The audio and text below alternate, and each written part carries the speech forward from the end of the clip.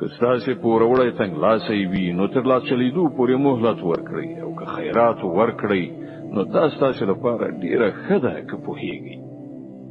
د هغې ورځې له رسوایي او کړاو نه ځان وژغورئ چې د الله لوري ته ورستنیږئ. هلته به هر چاته د هغه د کړې نیکۍ یا بدۍ پوره بشپړه بدله ورکړی شي او پر هیچا به هیڅکله ظلم ونه شي.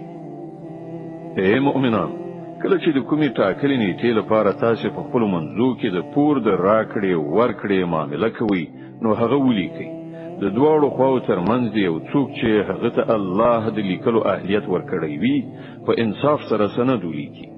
هغه دې له لیکلو نه انکار نه کوي. لیکنه او املا دې هغه څوک وکړي چې حق ور باندې دی، یعنی پور اخیستونکی، او هغه دې له الله خپل رب نه وویریږي چې څه معامله شوي وي په هغې کې دې کمای زیاتی نه کوي. خو که پور اخیستونکی په خپله ناپوه یا کمزوری وي یا املا نشي کولی نو د هغه ولی دې په انصاف سره املا وکړي. بیا له خپلو نارینه‌و 2 تنه پرې شاهدان ونیسئ، او که 2 سړي نه وي نو یو سړی او 2 ښځې دې وي چې که یوه یې هیره کړي نو هغه بله به یې ورپه زړه کړي. دا شاهدان دې له داسې خلکو څخه وي چې د هغو شاهدي ستاسې په منځ کې قبلېدونکي وي.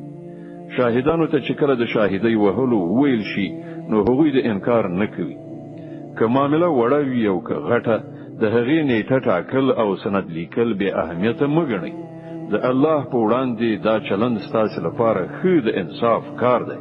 په دې سره شاهدۍ تیرولو کې ښه اسانتیا راځي او په شکونو او شبهو کې ستاسې د اخته کېدو امکان کمیږي. هو، که تاسې په خپلو منځو کې لاس په لاس تجارتي راکړه ورکړه کوئ نو د هغه د نه لیکلو هیڅ پروا نشته. خو د سوداګرۍ د راکړې ورکړې په وخت کې شاهدان ونیسئ. لیکونکی او شاهد دې نه ځورول کیږي. که داسې وکړئ نو ګناه کوئ.